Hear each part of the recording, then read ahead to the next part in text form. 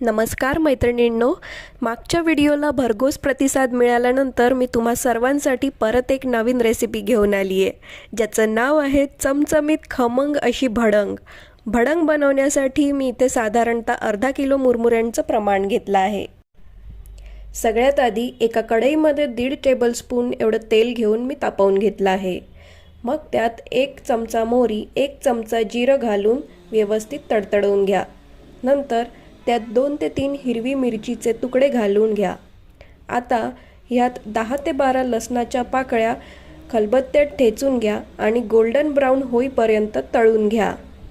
आता मुठभर गोडलिंबाचा पाला कुरकुरीत होईपर्यंत तळून घ्या. आता 1 वाटी शेंगदाणे आणि थोडे नारळाचे काप घालून छान तळून घ्या. आता या फोडणीत 1 छोटा चमचा हिंग, 1 चमचा धनेपूड, अर्धा चमचा हळद, 2 चमचे तिखट, 1 चमचा आमचूर पावडर, 1 चमचा चिवडा मसाला, 1 चमचा पिठी साखर आणि चवीनुसार मीठ घालून सर्व जिन्नस मिसळून घ्या आणि फ्लेम बंद करून मुरमुरे घालून सर्व मिश्रण एकजीव करून घ्या.